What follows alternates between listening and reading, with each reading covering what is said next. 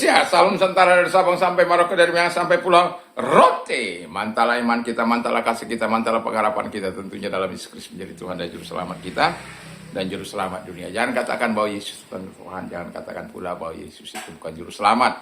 Dia adalah Tuhan, dia adalah Juru Selamat. Kalau engkau percaya, engkau akan diselamatkan. Kalau tidak percaya, engkau akan dihukum. Yohanes 3 ayat 36. Dan dalam Yohanes 14 ayat ke-6 Yesus sudah berkata, akulah jalan dan kebenaran dan hidup, tiada seorang sampai kepada Allah kalau tidak melalui aku.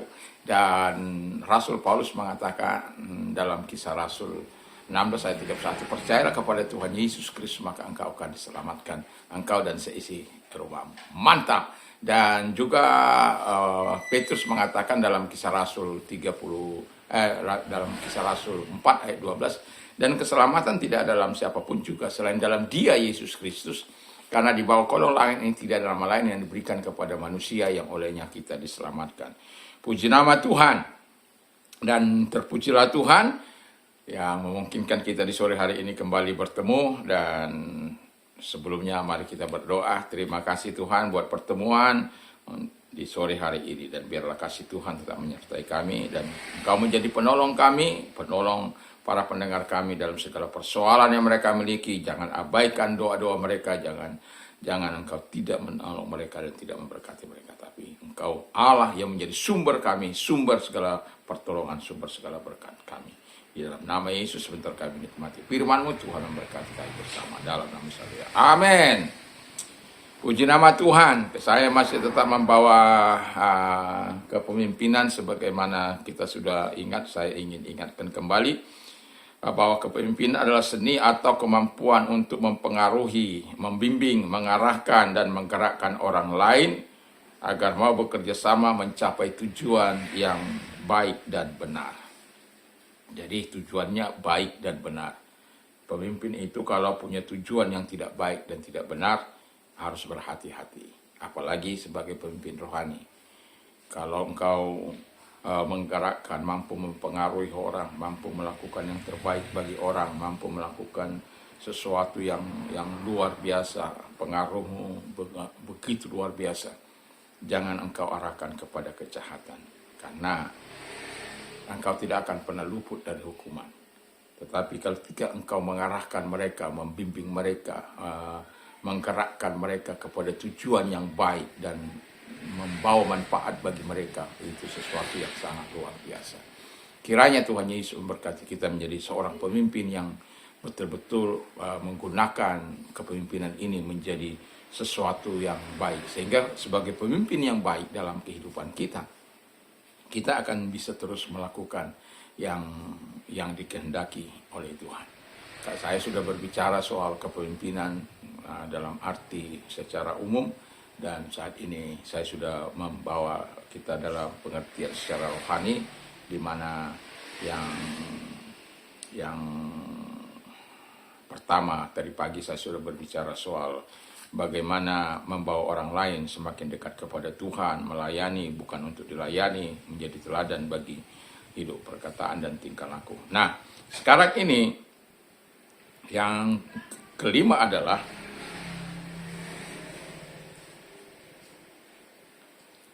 membimbing ke jalan yang benar. Ya. Tuhan itu kan, Tuhan adalah gembalaku, takkan kekurangan aku. Ia membimbing aku ke air yang tenang, ia menyegarkan jiwaku, ia menuntun aku ke jalan yang benar oleh karena namanya. Jadi sekalipun aku berjalan dalam kegelapan, aku tidak takut bahaya, sebab Tuhan besertaku. Gadamu dan tongkatmu itulah yang menghibur aku. Tuhan mengurapi kepalaku dengan minyak, pialaku penuh melimpah. Kebajikan dan kemurahan Allah belaka akan mengikuti aku seumur hidupku, dan aku akan diam di rumah Tuhan sepanjang masa. Jadi artinya bahwa Tuhan itu betul-betul memberikan yang terbaik bagi orang-orang yang dipimpin. Dan kita kan adalah pelayan-pelayan Tuhan, contoh-contoh seorang pemimpin, dan Yesus sudah memberikan teladan yang terbaik bagi kita. Nah, mari kita mengikuti teladan, mengikuti contoh yang baik, sehingga kita bisa melakukan yang terbaik dalam kepemimpinan kita. Jadi kita membawa orang-orang yang kita pimpin itu kepada jalan yang benar. Jadi kalau kita membawa kepada jalan yang benar, ada yang tidak benar, tentu kita harus berani menegurnya, harus berani mengingatkannya. Walaupun kadangkala mahal harganya, ya.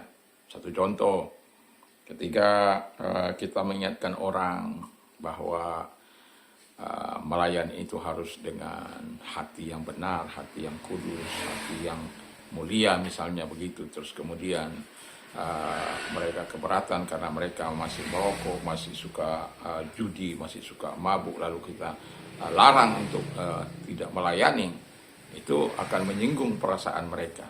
Padahal kita walau hati ke hati kita ngomong bahwa ini pelayanan pekerjaan Tuhan, tidak bisa melakukan pelayanan seperti itu. Kita melayani Tuhan, tapi kita juga masih melakukan apa yang tidak menyenangkan hati Tuhan. Dan itu menjadi batu sentuhan bagi jemaat.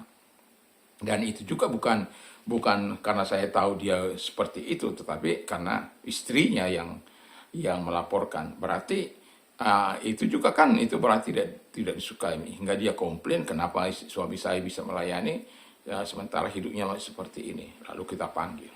Walaupun pada akhirnya dia pindah. Ya, kan begitu kan. Dan pada akhirnya ya begitulah. Dan memang seorang pemimpin itu, kalau kita mau memimpin ke arah yang benar, kita harus rela mengingatkan. Satu contoh, sementara kita sudah berjuang, lalu kemudian dia mau kawin lagi, lalu meminta data, tapi dia memasukkan tidak apa. Tentu kita tidak suka, tapi kan karena kita tahu gereja itu di mana, kita pada akhirnya istrinya masih hidup, lalu mau kawin lagi. Itu sesuatu yang tidak menyenangkan. Lalu contoh lagi, ya, di mana seseorang yang punya power, punya kuasa, sementara kita sebagai gembala muda pada waktu itu dipaksa untuk mengawinkan orang yang supaya tambah jemaat, gitu ya, supaya tambah jemaat. Jadi harus menikahkan ini, sementara ini memang yang satu belum menikah, tapi yang satu sudah menikah, masih ada istrinya. Oh ya, nggak mau dong saya. Wah, marah-marah apa ini, tidak mau tambah jemaat. Saya bukan orang yang melayani untuk bertambah jemaat, bukan. Walaupun itu doa saya, tetapi kalau yang cara-cara seperti itu bukanlah cara saya. Dan saya tahu itu bukan caranya Tuhan. Dan ada banyak cara ketika kita ingin melakukan yang terbaik, membimbing orang kepada jalan-jalan Tuhan. Tapi ada juga orang-orang yang mau membengkokkan itu. Karena dia punya pengaruh, punya uang, punya harta, dan lain sebagainya. Satu contoh. Ketika seseorang mengatakan kepada saya, Pak Pendeta, apa saya bilang kan, sambil tersenyum, ya kalau boleh Pak Pendeta, apa itu saya bilang? Ya janganlah menyinggung-nyinggung dosa, ya. Ya kalau khotbah saja, jangan menyinggung-nyinggung dosa lah, ya. Karena kalau apa menyinggung dosa, ini kan semua jemaat kan belum semua yang mau bertobat, hanya berapa orang bertobat. Jadi kalau Pak Pendeta menyinggung-nyinggung dosa, maka akan pergi lari. Terus saya katakan begini kepada beliau, orang yang cukup berpengaruh ini, saya berkata begini, Pak, kita ini harus lebih turut kepada Tuhan, bahwa Tuhan itu kita mau diberkati kan? Iya. Nah, kalau kita mau diberkati dengan damai sejahtera, sukacita, kebaikan, kemurahan, pertolongan Tuhan, dan lain sebagainya itu, kita harus taat pada Tuhan. Nggak bisa kita hidup terus dalam dosa. Memang Alkitab katakan, akan ada datang duka cita kalau mereka dipotong. Sakit itu Pak, saya bilang. Tapi kalau mereka bertobat, mereka akan mendapat double berkat. Tapi kalau mereka tidak bertobat, ya itu. Mereka berduka, mereka lari. Memang saya katakan, disinilah saya katakan kepentingan kita bukan untuk memanfaatkan mereka, tapi betul-betul sebagai pemimpin itu membimbing orang ke jalan yang benar. Saya pernah ditawari seorang konglomerat, berapa banyak uang yang kamu inginkan? How much money do you want? Yaitu konglomerat dari Inggris. Tapi saya katakan, saya tidak, I don't care about your money, I care about your soul. Karena tidak beres gitu. Karena kalau saya menikahkan orang kan nggak bisa hanya dalam hari ini didaftarkan, udah banyak puluhan orang hari ini dalam minggu ini dia mau menikahkan. Nggak bisa. Saya harus ada konseling pranikah dan lain sebagainya. Kalaupun harus singkat, dia harus berani memberikan waktunya beberapa jam bersama dengan saya. Setidak-tidaknya harus tahu apa itu sebagai tugas seorang suami, apa itu tugas sebagai seorang istri, apa itu berjemaat, apa itu arti mencintai Tuhan, mengasihi Tuhan, dan lain sebagainya. Jadi kalau dia tidak hanya mau menikah, jangan harap saya akan, walaupun katakan saya dalam keadaan kesulitan, saya tidak akan melakukan itu. Walaupun ada tawaran uang di situ. Tapi karena saya adalah orang yang betul-betul mau melakukan apa yang berkenan. Dan saya tidak pernah memberkati orang tanpa kehadiran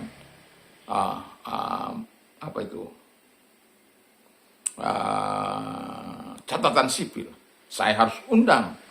Kalau dia orang asing, pasti wajib hukumnya harus datang. Karena saya ingin, apalagi kalau warga negara Indonesia yang menikah dengan warga negara sana, itu saya sangat hati-hati.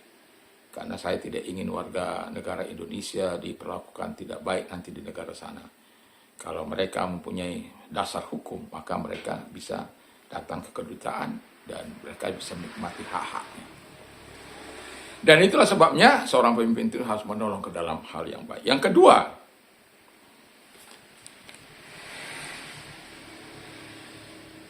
dia harus bertanggung jawab atas apa yang dilakukan.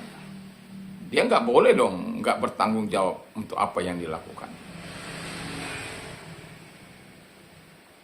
Dan bertanggung jawab serta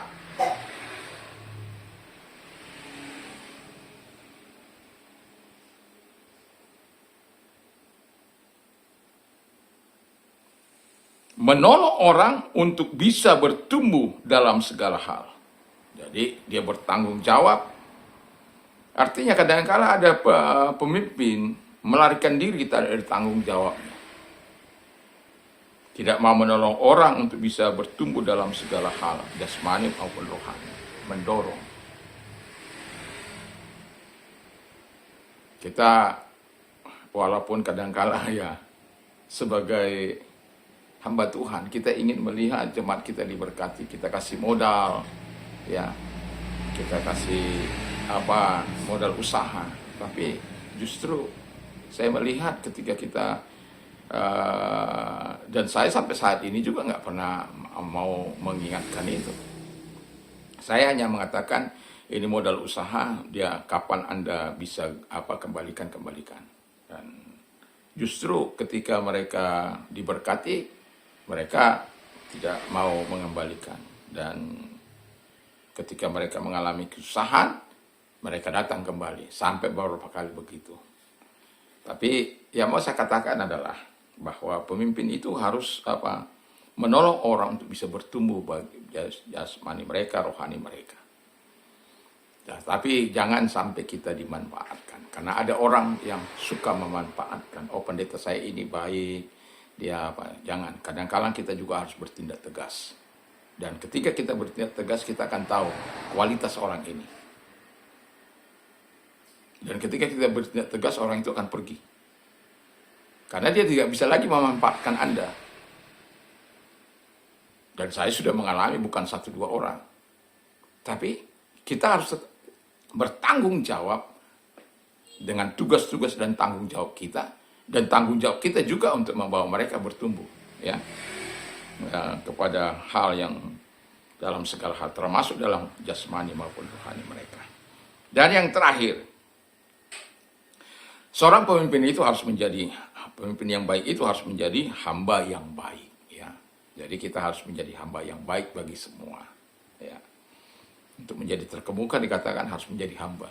Gampang? Tentu tidak. Hamba itu posisinya sangat di bawah, sangat rendah. Saya sering katakan dia bagaikan namanya hamba, dia tidak punya hak untuk bersuara ya. Tapi saya mau katakan seperti tong sampah saja dia. Semua sama dilemparkan sama dia. Dan harus diselesaikan. Atau seperti akuarium, hidup dia akuarium kaca, dapat ditinjau semua belokannya, kelokannya, kemana dia pergi, bagaimana dia, macam-macam. Tapi itu seorang hamba yang benar. Tetapi saya mau katakan, pemimpin itu harus melakukan yang terbaik dalam hidupnya. Kiranya, ya, kita sebagai pemimpin rohani dapat menjadi terang, dapat menjadi berkat, dapat menjadi garam yang memberikan cita rasa, yang memberikan arah kepada dunia ini. Jangan justru dunia ini yang menggarami kita. Jangan justru dunia ini yang menerangi kita. Kitalah yang harus menjadi terang bagi dunia ini. Karena kamu adalah terang dunia. Kamu adalah garam dunia. Bukan dikatakan dunia menggarami kamu. Dunia menerangi kamu. Bukan. Tapi kita menjadi terang dunia. Dan kita harus menjadi garam dunia. Dan pemimpin yang baik itu harus mengambil sikap sebagai seorang hamba yang baik bagi Tuhannya. Yang kita layani itu adalah Tuhan.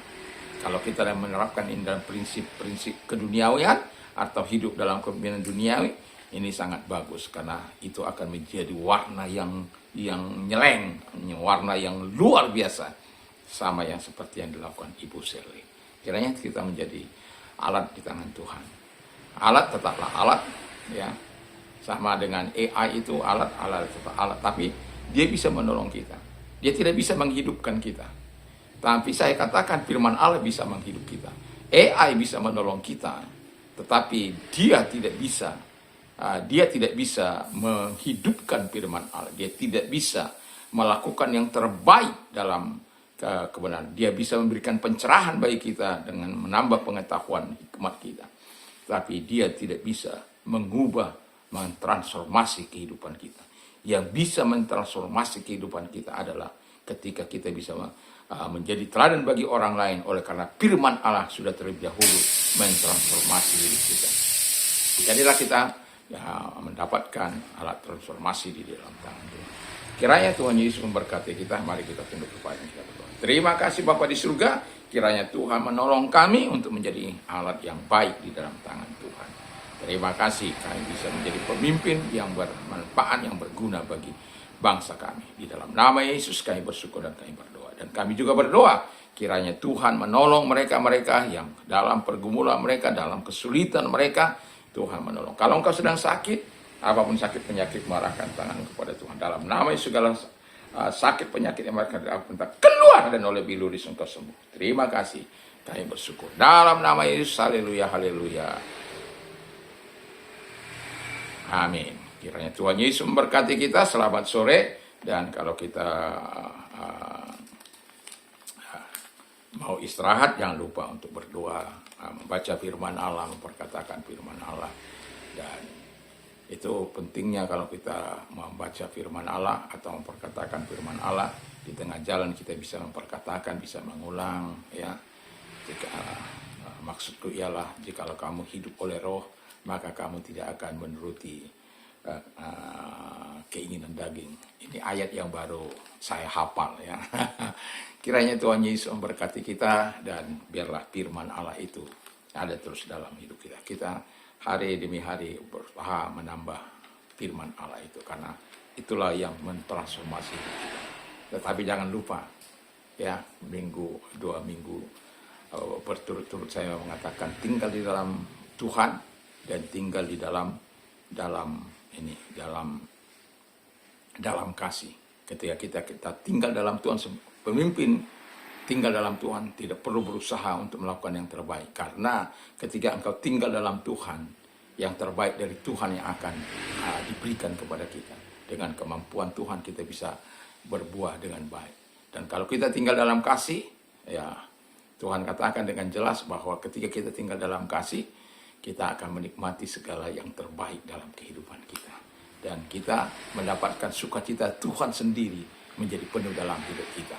Dan ketika kita berdoa di kedua ayat dalam Yohanes 15 ini, ayat 15 dari 1 sampai dengan 17 ya, kita bisa menikmati yang terbaik.